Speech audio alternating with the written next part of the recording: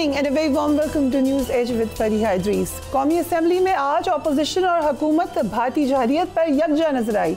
इजलास के दौरान पहलगाम वाक़े के बाद भारतीय जहरियत के खिलाफ एक करारदाद मुतफ़िक़ा तौर पर मंजूर कर ली गई। स्पीकर कौमी असम्बली ने कहा कि पाकिस्तान ने बार बार आज़ादाना इंक्वायरी का मुतालबा किया है। पाकिस्तान से ज़्यादा दहशतगर्दी के नुकसान से कौन वाकिफ़ है। पहलगाम वाक़े पर बहस के लिए ईवान में एक तहरीक पेश कर दी गई।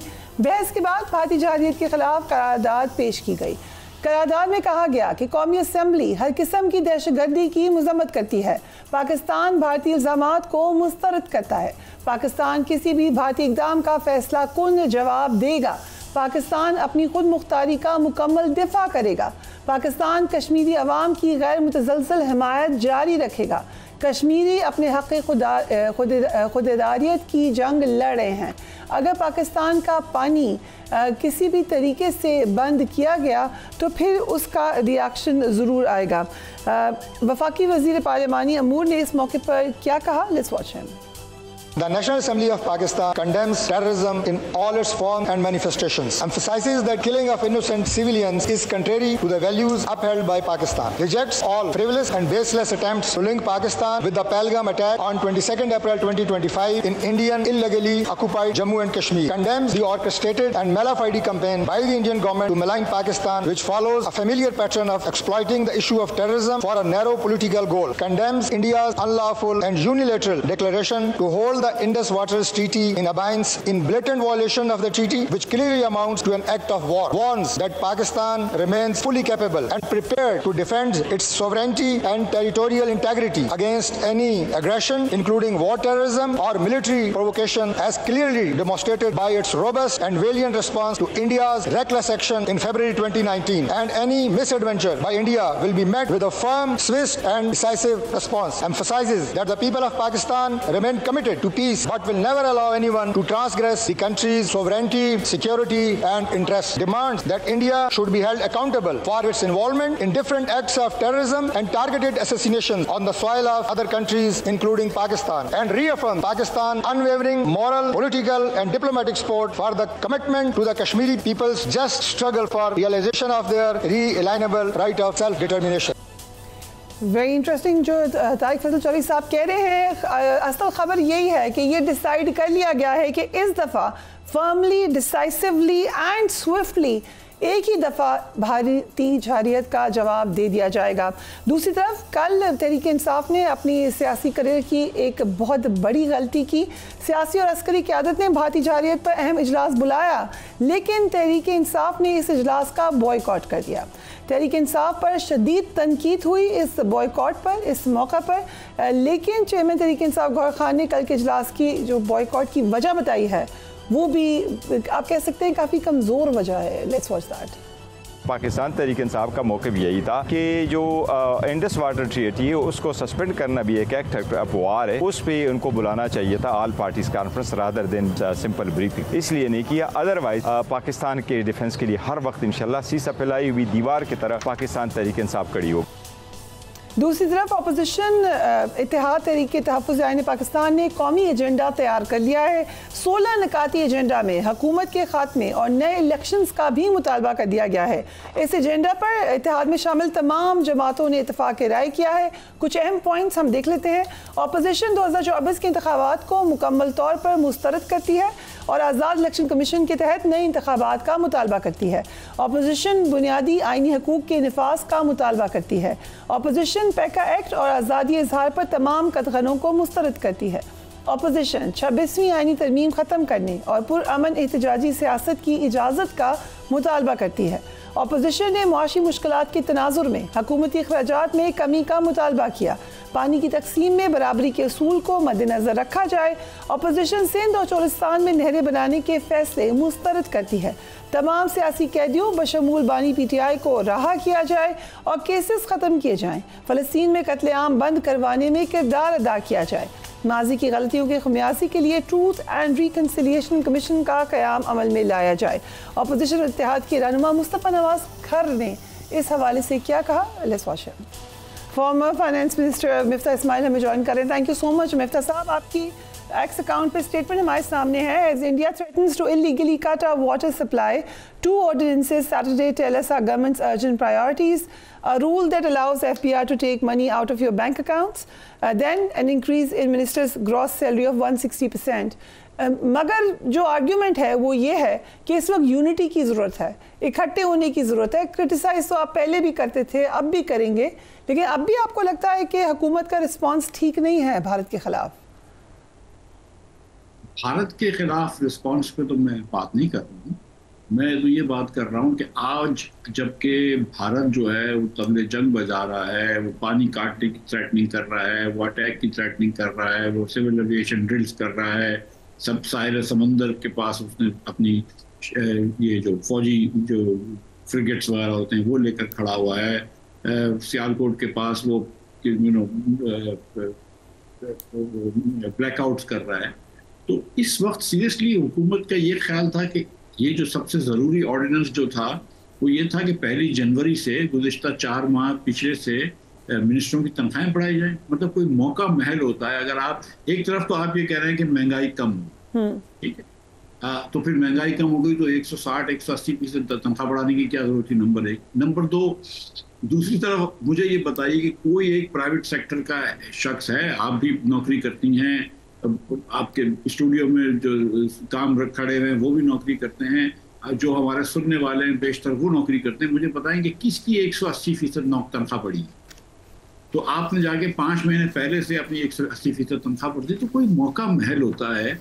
इस वक्त यहाँ पर आप एक तरफ कौम को कह रहे हैं कि हम इकट्ठा होकर हिंदुस्तान से जंग करें, दूसरी तरफ अपनी तनख्वाह बढ़ा रहे थे। मतलब कोई शर्म होती है जो ख्वाजा साहब कहते हैं, या कोई हया होती है कि ये वक्त था आपको तनख्वाह बढ़ाने का? रियली संडे के दिन आपने जो सैटरडे के दिन जो वीकेंड पे आपने ऑर्डिनेंसेस निकाले, इस पे ये करना था? तो मतलब इस पे मैंने तनकीद की है। बाकी हिंदुस्तान जो कर रहा है और जो पाकिस्तान उसके साथ खड़ा है, तो जाहिर है कि हम पाकिस्तानी सब साथ करेंगे। राइट, हम एक ब्रेक लेते हैं, we will be right back.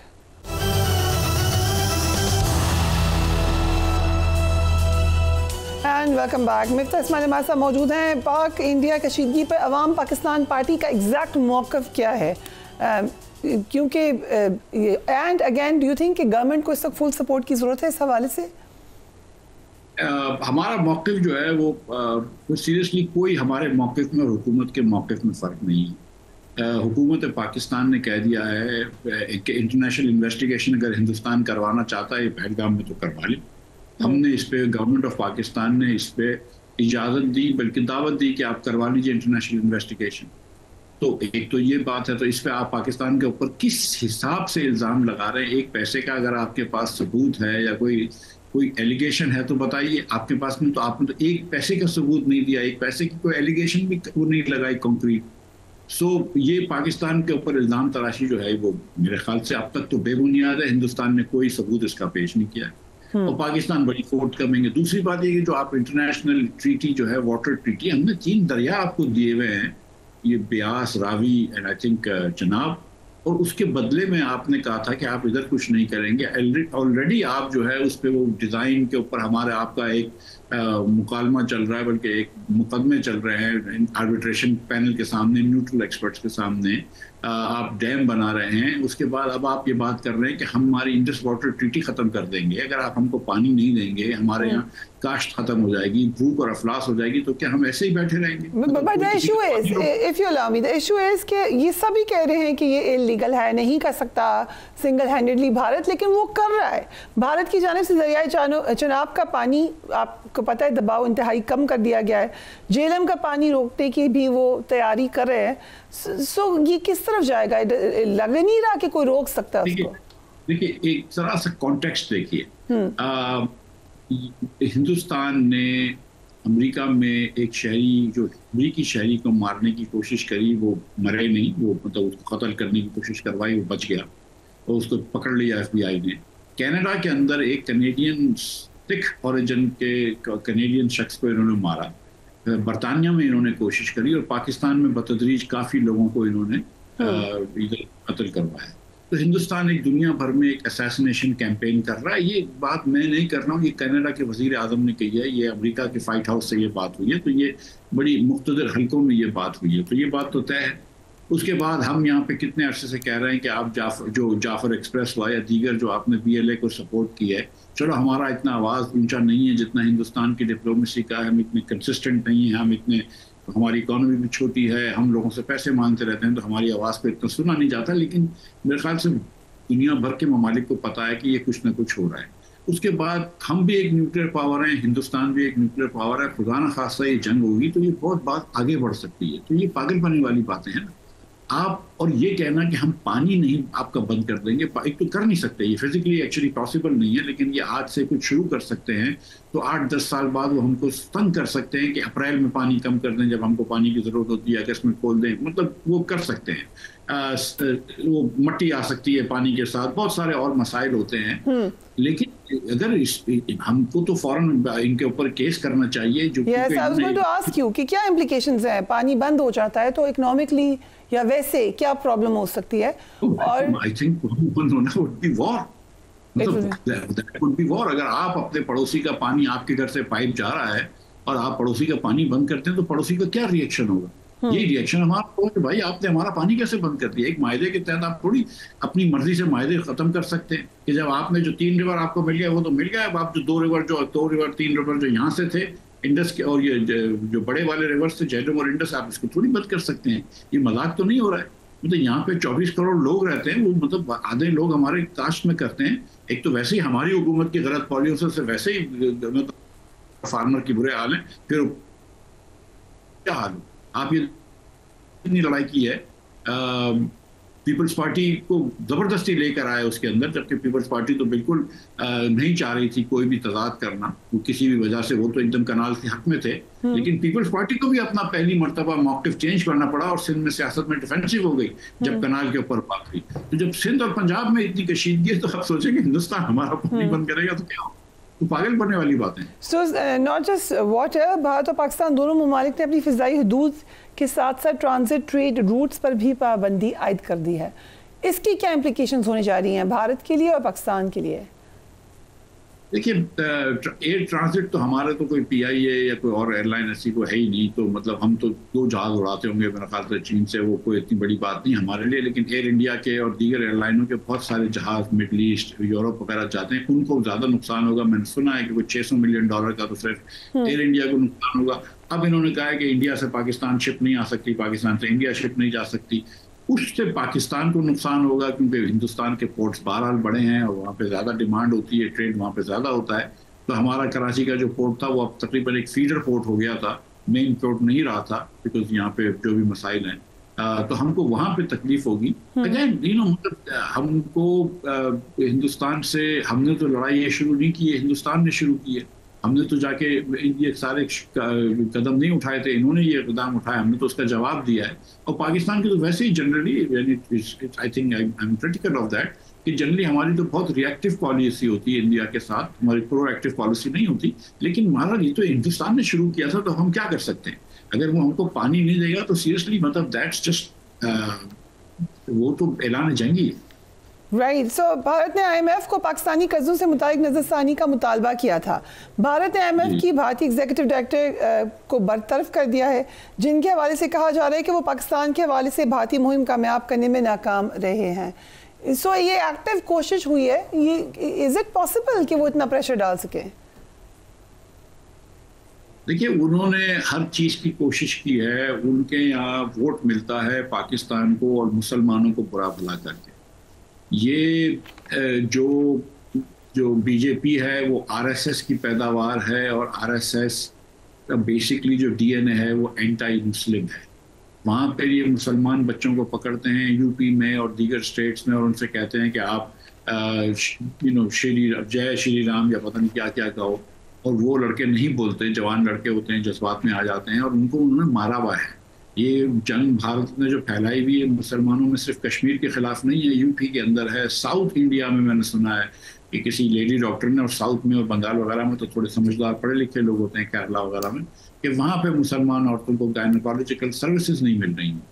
तो भारत वही गलती कर रहा है जो जनरल ज़िया ने पाकिस्तान में की थी, और ये भारत के लिए मुनासिब नहीं है। मोदी साहब अभी तो बड़ा अपना वोट ले लेते हैं, 10-20 साल के अंदर जब रिलीजियस एक्सट्रीमिज्म और रिलीजियस एंटागनिज्म इतना बढ़ जाएगा, so this is not good for Bharat. Right. So लेकिन अभी आपको लग रहा है कि वॉर होगी? मैं तो अल्लाह ताला से दुआ ही कर सकता हूँ कि ना हो, और इसलिए कि देखिए, मैं सच्ची बात मैं आपको बताऊं कि अगर खुदा न खास्ता ये कोई जंग होती है और थोड़ी सब्सटेंशियल हो जाती है तो हमारे जवान लड़के भी शहीद होंगे और इनके उनके लोग भी मारे जाएंगे, और मुझे तो उनके लोगों को भी मारने का कोई शौक नहीं है। मतलब क्यों किसी के माँ के बच्चे को मारें?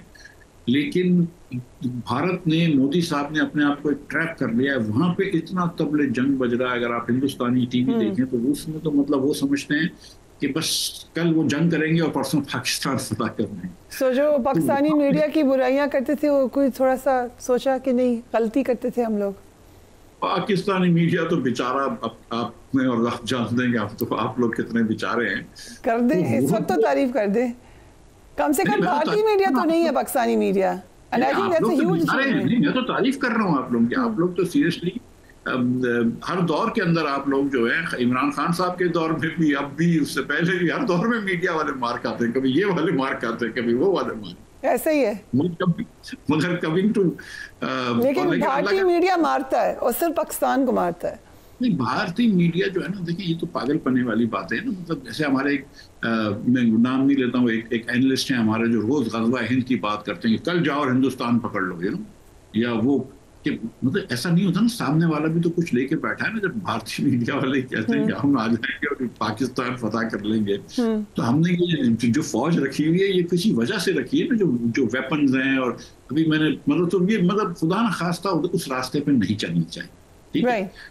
मैं अभी ये समझता हूँ, ये बात इस वक्त शायद कबल वक्त है, गलत वक्त पे है, लेकिन पाकिस्तान हिंदुस्तान को कभी ना कभी कुछ अंडरस्टैंडिंग, कुछ दोस्ती नहीं तो कम से कम एक पीस की अंडरस्टैंडिंग करनी चाहिए। अगर उनके पास राफेल्स हैं तो हमारे पास भी F-16 है, उनके पास न्यूक्लियर बम है तो हमारे पास भी न्यूक्लियर बम है। मतलब हम भी उनको मार सकते हैं, वो हमको मार सकते हैं। अब क्या फायदा होगा? सो आपने क्योंकि जिक्र किया गज़वा हिंद का, what is your opinion about this theory?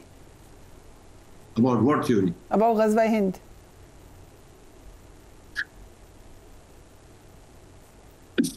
मेरी बहन, ये 4 सूबे हमसे संभलते नहीं है, वो हमसे सही चलते नहीं है। बस कर दे। अपने इस पाकिस्तान को हम अच्छी तरह चला लें, अपने बच्चों को तालीम दे दें, अपने लोगों को सेहत दे दें, ये हम बहुत बड़ा काम करेंगे। राइट। आज शरह सूद को हमारे मुल्क की अशराफिया जिसने इस मुल्क के गरीब लोगों को यहाँ से जकड़ रखा है, ये अगर हमको सिर्फ सांस देने दे, तालीम दे दे और सेहत दे दे ना लेने से रोके ना, तो काफ़ी है मेरे ख्याल से। दूसरे गज़वे को छोड़ दें हम। आज शरह सूद को 12% से कम करके 11% कर दिया गया है। ये मुनासिब अमल है या मज़ीद कमी की गुंजाइश मौजूद है? मजीद कमी की गुंजाइश मौजूद है, लेकिन ये step in the right direction है। आज दुनिया के अंदर पेट्रोल जो है वो $60 से कम हो गया है। हमारे फॉरेन एक्सचेंज पे प्रेशर बिल्कुल है, और हमारे पास हमें ग्रोथ भी चाहिए, और हुकूमत वो रिफॉर्म्स नहीं कर रही जो करना चाहिए। लेकिन अब जब आपका इन्फ्लेशन नीचे आ गया है तो शरह सूद तो नीचे होनी चाहिए। तो इसमें मेरे ख्याल से ये बड़ा मुनासिब और सही कदम है स्टेट बैंक का। आइंदा बजट की तैयारियां जारी हैं, अगले माह आएगा बजट। किस तरीके का बजट नजर आ रहा है आपको? जैसा पिछले साल आया था, शहबाज शरीफ साहब कहेंगे कि कौम को कुर्बानी देनी होगी और फिर कौम को कुर्बानी का बकरा बनाया जाएगा। शहबाज शरीफ साहब की तो तनख्वाह बढ़ गई, मुबारक हो उनको। तमाम वज़राओं की तनख्वाह बढ़ गई, 1 जनवरी से बढ़ गई, इन सबको बहुत मुबारक हो। लेकिन मतलब ये कि सुपर टैक्स जो है वो आप लोगों पे लग गया। कंपनीज पे 61% टैक्स है। हम इस खित्ते में हिंदुस्तान, बांग्लादेश, नेपाल, श्रीलंका सबसे ज़्यादा महंगी बिजली बेचते हैं, सबसे महंगी गैस बेचते हैं और सबसे ज़्यादा टैक्स रेट है। तो ये तो शहबाज शरीफ साहब जो है वो अपना रिकॉर्ड कायम करेंगे। 1 पैसे का इन्होंने निचकारी नहीं की, 1 पैसे का रिफॉर्म नहीं किया। पेंशन रिफॉर्म्स की बात की थी, नहीं की। फिस्कल पैक्ट सूबों से करने की बात की थी, वो नहीं किया। यही होगा, इधर से कुछ टैक्स पकड़ लेंगे, कुछ उधर से टैक्स पकड़ लेंगे, कुछ यहाँ पे थोड़ा सा टैक्स लगा देंगे, कुछ वहाँ पे टैक्स लगा देंगे, कुछ एक आध कोई टैक्स रेट में शायद कुछ कमी कर दें शो के लिए, और अपने अखराजात बढ़ा लेंगे। पिछली मरतबा भी जारी अखराजात 22% बढ़ा दिए थे, इस बार और बढ़ा लेंगे। PSDP के अखराजात और बढ़ा लेंगे। यही मतलब पाकिस्तानियों के जो जितना पाकिस्तानी से आप निचोड़ सकते हैं, आम पाकिस्तानी से, गरीब पाकिस्तानी से, मिडिल क्लास पाकिस्तानी से, उतना निचोड़ेंगे। जो थोड़े बाद आपको पेट्रोल में आसानी हो गई, ये पैसे बढ़ रहे हैं तो आपने देखा कि पेट्रोल में टैक्स बढ़ना शुरू हो गया। कहीं से ये जो हुकूमत का माइंड सेट है ना, हमारी गवर्नेंस एक तो डिसफंक्शनल है, और जो हुकूमत का माइंड सेट है वो ये है कि बस जो भी पैसों की रिक्वायरमेंट है, खुद कुछ काम ना करो, खुद कुछ इस्लाहत ना करो, खुद कुछ रिफॉर्म ना करो, लोगों की जेब से पैसे निकालो। राइट, जो महंगाई में कमी की मुसलसल दावे कर रही है हुकूमत। 2 रोज पहले रिपोर्ट आई कि महंगाई की शरह 60 साल की कम तरीन सतह पर आ गई है। ये रिपोर्ट पर आपका क्या ओपिनियन है? ये बात अगर ये कहता है कोई कि महंगाई कम हो गई है तो ये बात एकदम गलत है। महंगाई कम नहीं हुई, जिस रफ्तार से महंगाई बढ़ रही थी वो रफ्तार में कमी आ गई। पिछले साल जब या 1.5 साल पहले 2 साल पहले जब 38% की महंगाई थी, मई 2023 में जब 38% की महंगाई लेकर आई थी PMLN PTM जो भी आप कहें, तो वो महंगाई जो बढ़ रही थी जिस रफ्तार से, इन्फ्लेशन की कम हो गया और इसमें कोई डाउट नहीं है। लेकिन साथ साथ हुकूमत जो है अगर ये भी बता दे कि क्या कुव्वत खरीद मजीद लोगों की कम नहीं हुई, तो जो पहले 60 रुपए की चीज़ थी जो 100 रुपए की हो गई और अब 112 की हुई है, तो आपके पास तो पहले 60 रुपए खरीदने की कुदरत कम थी, फिर 100 रुपए की खरीदने की तो और कुदरत कम हुई, और आज 112 तो आप खरीद नहीं सकते। आप तो 100 रुपए की चीज़ भी अब नहीं खरीद सकते, क्योंकि पिछले 3 सालों से पाकिस्तान में एवरेज पर कैपिटा इनकम कम हो रही है। तो जब आपकी पर कैपिटा इनकम एवरेज कम होगी तो लोगों की खरीदने की वो कुव्वत कम हो जाती है। तो अगर इन्फ्लेशन कम भी हो जाता है, महंगाई तो बढ़ रही है, प्राइस लेवल तो बढ़ रहा है, लेकिन अगर लोगों की वो कुव्वत खरीद कम हो जाती है तो लोग और मुश्किल में फंस जाते हैं। इसीलिए आज 10 करोड़ 50 लाख पाकिस्तानी खतरे गुर्बत के नीचे हैं। राइट, तो मौजूदा सूरत हाल में लग रहा है कि हुकूमत 5 साल पूरी कर लेगी। शहबाज शरीफ साहब एक हिस्ट्री बनाएंगे, 5 साल पूरे करेंगे एज प्राइम मिनिस्टर। देखिए, हम पॉलिटिकल ट्रेंड्स रीड कर सकते हैं। अगर शहबाज शरीफ साहब को लोग लेकर आए होते, अगर वो अपनी सीट जीत के आए होते, तो फिर हम कह सकते हैं कि यार लोग ये कह रहे हैं, लोग वो कह रहे हैं, लोग इनको अच्छा नहीं समझ रहे, लोग इनको अच्छा नहीं समझ रहे, लेकिन इनको तो लोग नहीं लेकर आए हैं।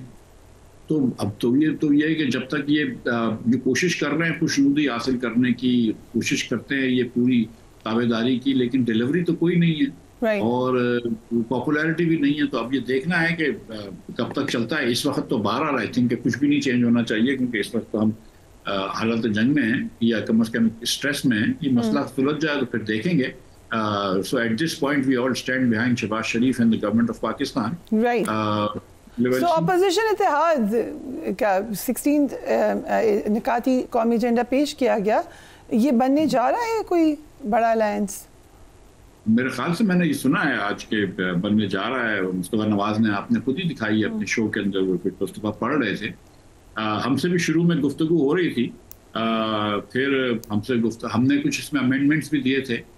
शायद वो हमारे अमेंडमेंट्स इनको पसंद नहीं आए। क्या अमेंडमेंट दिए थे आपने? ये ट्रूथ एंड रिकंसिलिएशन तो अब्बासी साहब का आइडिया है, बड़े अरसे से वो बोल रहे हैं। आपने क्या अमेंडमेंट दी थी? देखिए, ट्रूथ एंड रिकंसिलिएशन तो ठीक है, वबाई साहब का भी आइडिया है, तो वो अच्छी बात है, वो उन्होंने डाल दिया, हम खुश हैं। देखिए, मिसाल के तौर पर उन्होंने कहा कि इमरान खान समेत तमाम सियासी असीरों को या सियासी कैदियों को छोड़ देना चाहिए। मैंने ये सिर्फ इतनी गुजारिश की थी कि ये पहली मर्तबा नहीं है कि पाकिस्तान में सियासी कैदी हैं। तो आप ये लिखें कि पाकिस्तान में एक बुरी तारीख है सियासी मुखालिफों को हदफ बनाना और उनको पाबंद सलासल करना, और इस रिवायत को ख़त्म होना चाहिए। मुझे बड़ी खुशी हुई 2 दिन पहले अलीमा खान साहिबा ने ये कहा कि अगर लोगों से बेइंसाफ़ी हुई है लोगों के साथ, तो हम माफ़ी मांगते हैं। आज हमको पता चला है। तो ये बात जो है ना कि हम चाहते हैं कि पीटीआई के साथ जुल्म नहीं हो, बिल्कुल नहीं, किसी के साथ जुल्म नहीं होना चाहिए। और अगर पीटीआई ने भी कुछ जुल्म किया है तो कोई बात नहीं, उसके ऊपर जुल्म ही होना चाहिए। लेकिन पीटीआई के अंदर ये एहसास होना चाहिए कि उनकी गलतियां हुई थी, उनके गैर जमहूरी तरीक़ेकार थे और वो तरीक़ेकार बदलेंगे और दोबारा ना हो जाए, दोबारा ये सर्कल ना शुरू हो जाए। क्योंकि यहाँ पे मैं बिल्कुल मानता हूँ कि आज जो है ये जो पाकिस्तान में जो आज जो हुकूक के ऊपर पाबंदियां हैं, जो पाकिस्तान में आज स्पीच के ऊपर पाबंदी है, जो पाकिस्तान में आज आज़ादी के ऊपर पाबंदी है, वो इमरान खान के दौर में भी नहीं थी। ये उससे ज़्यादा बुरा हाल है। लेकिन चीज़ों को करेक्ट करना चाहिए in entirety. Thank you so much mister Asma साहब for joining us on the program. Will take a break and we will be right back.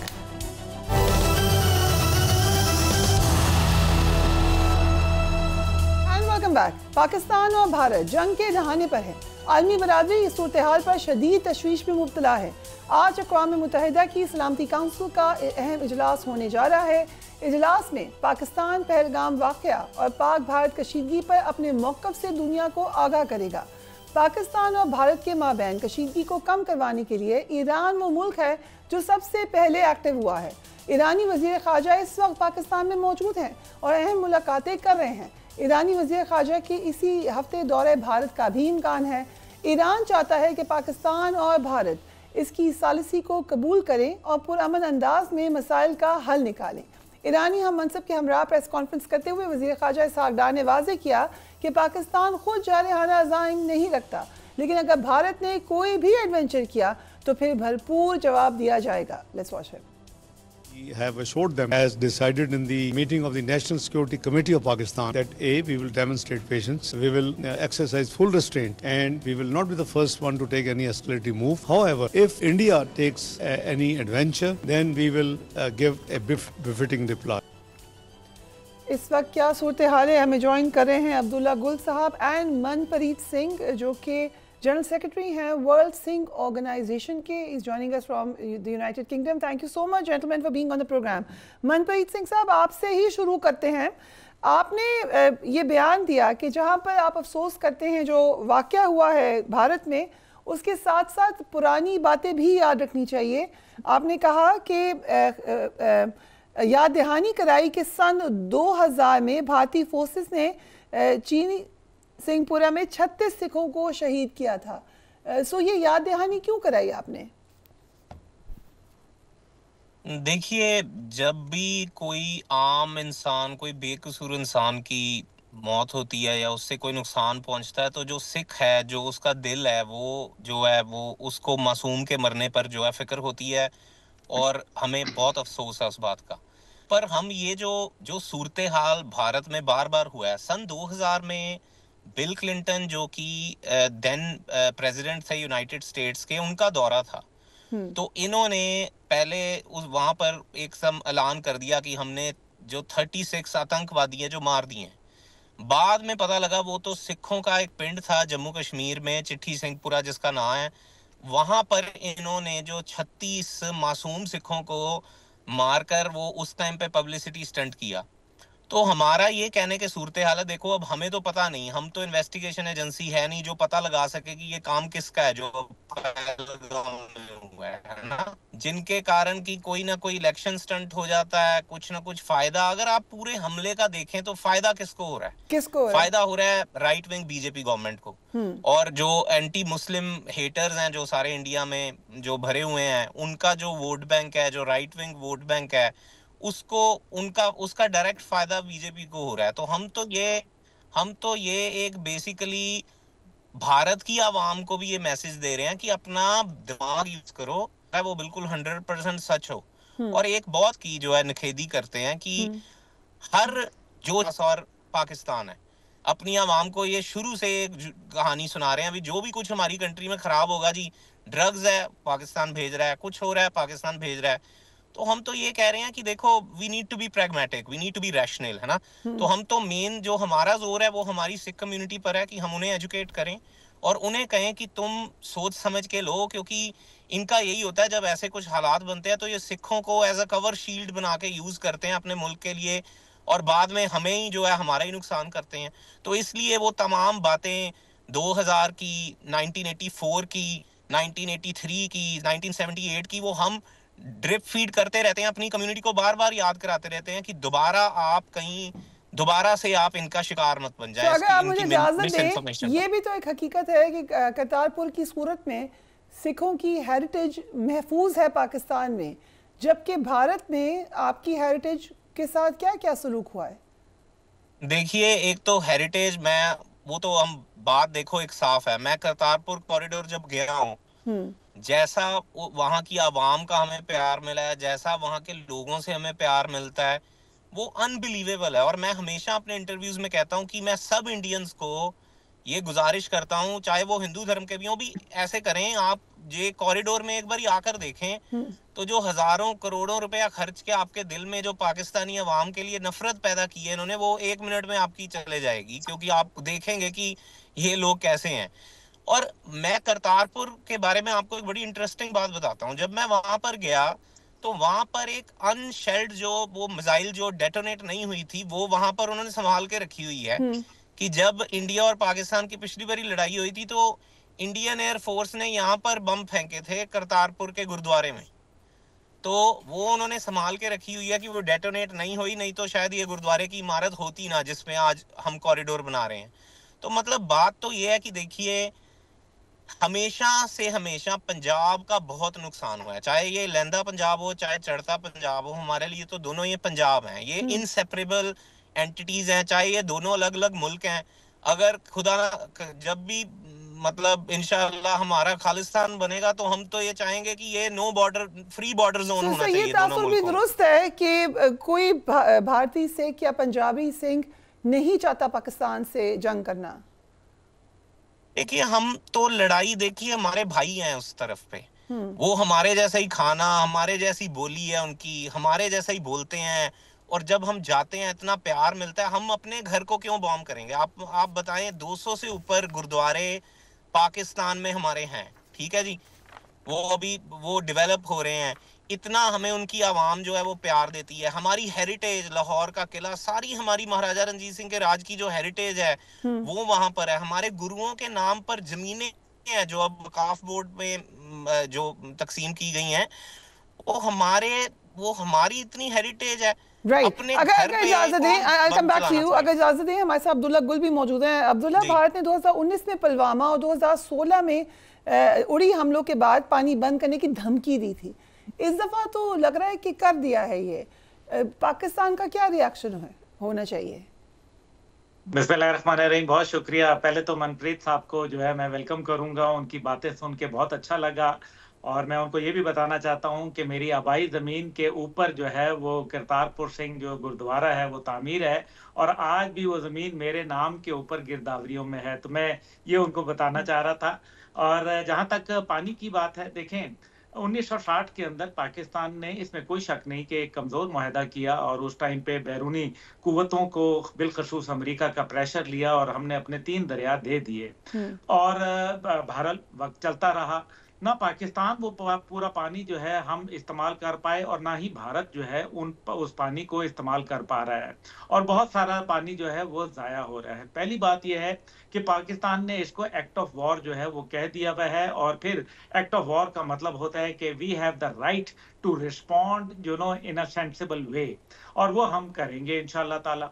दूसरी बात जो है उसके अंदर है वो आप जरा इसको टेक्निकली देख लीजिए कि इस टाइम पे जो इन्वायरमेंट का जो नुकसान हो रहा है, क्योंकि ये जो 3 रिवर के जो बेसन है, इससे जो पूरी इन्वायरमेंट, पूरी दुनिया को आपको पता है इन्वायरमेंटल चैलेंजेस हैं, तो ये भी एक बहुत बड़ा है।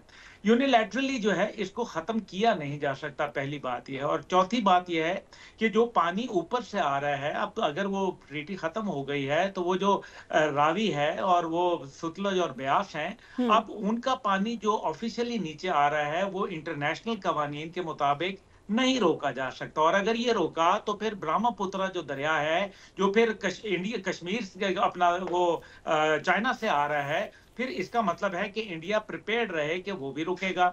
और इसमें एक और नुक्ता बड़ा है, मैं पहली बात यह है कि लोग अभी परेशान हो रहे हैं, 3 करोड़ एकड़ की क्यूबिक फुट पानी जो है वो इस टाइम पे सिंध जो ताश मुआहदा है उसके तहत आ रहा है, और उसके अंदर जो भारत के पास कैपेसिटी है जो कि रोक सकता है वो पानी, इस टाइम पे वो 70,000 क्यूबिक फुट जो है वो रोक सकता है, 70,000 एकड़ क्यूबिक फुट। तो आप ये देखें कहाँ 3 करोड़ है, कहाँ 70,000 है, पहली बात।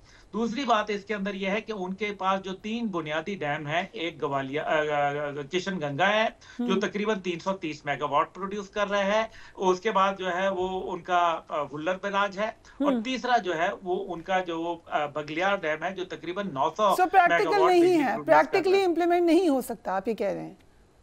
Practically it is not possible. फिर आप ये देखें कि हमने जो नीलम झेलम प्रोजेक्ट बनाया, अभी तक उस पे कितना बड़ा पैसा हमने लगाया, हम अभी तक उसका पानी यूटिलाइज नहीं कर पाए। ये मेगा प्रोजेक्ट्स जो हैं ये लगाएंगे, और फिर वो कब रुकेगा पानी और कब उसका जो है, ये कोई नलका तो है नहीं कि मैंने बंद कर दिया तो टैंकी से आना। अभी इसी वजह से आप देखें कि उन्होंने रोका, तो फिर उसके बाद जो डैम जो थे वो उनके डेंजरस हाइट तक जो है वो चला गया पानी। नतीजा ये हुआ कि डैम टूटने को थे, उनको पाकिस्तान को पानी रिलीज करना पड़ा। ये जो अभी कह रहे हैं ना, ये जंग की बातें कर रहे हैं, ये जंग नहीं हो सकती। ये मैंने आपको याद है फरिया साहिबा कि मैंने आपको बताया था कि ये जंग का इनकी पॉसिबिलिटी नहीं है, इनकी मजबूरियां हैं। इनको दिफाई तौर पर जो पाकिस्तान इस टाइम पे जिस तरीके से आपने देखा जंगी मशकें कर रहा है, जिस तरीके से हम मिसाइल टेस्ट कर रहे हैं, भारत को आपने देखा। जो इंपॉर्टेंट एक ही बात मैं करूंगा, आप मुझे ये बताएं कि नरेंद्र मोदी ने फैसला लेना था कि जंग होनी है या नहीं, उसने जो है वो आर्मी के कोर्ट में क्यों बॉल डाल दी? उसने क्यों कहा कि आप फैसला करें? और आर्मी ने क्या कोई जंगी मशकें देखी? क्या आपने उनके कोई मिसाइल टेस्ट देखे? आपने कोई उनका जो है उनके मुल्क में बगावत हो गई है? अगर इजाजत दें अब्दुल्ला, अगर इजाजत दें, हम मनप्रीत सिंह साहब से कुछ और पूछना चाहेंगे। ये जो एक हिंदुत्व गवर्नमेंट है इस वक्त भारत में, उसका क्या, उसके अंदर सिख बरादरी किस तरीके से महसूस करती है? और अगर एक हिंदू ओरिएंटेड आइडियोलॉजी के तहत मोदी जी ये जंग करने का कहते हैं, तो क्या रिटेलिएशन होगी सिख बरादरी में? देखिए, ये जो राइट विंग हिंदू गवर्नमेंट है जो बीजेपी की, ये एक अल्ट्रा राइट विंग नेशनलिस्ट हैं, ठीक है। ये पूरा हिंदुत्व को सपोर्ट करते हैं। इनके जो बैकबोन है वो आरएसएस है, जिस तंजीम से ये सब लोग आते हैं। उनका तो वन नेशन थ्योरी यही है ना कि वन कॉन्स्टिट्यूशन, जिसके कारण इन्होंने वो जो स्पेशल स्टेटस एब्रोगेट किया है आर्टिकल 370, वो इसीलिए किया है कि इनकी पार्टी वन नेशन थ्योरी में बिलीव करती है। One constitution, one flag, one nation, one religion, basically अगर आप सीधी तौर से पूछें। अब जो सिखों के साथ है ना, ये गेम डिफरेंट खेलते हैं। ये सिखों के जितने त्योहार इन्होंने सेलिब्रेट किए उतने किसी ने नहीं किए होंगे।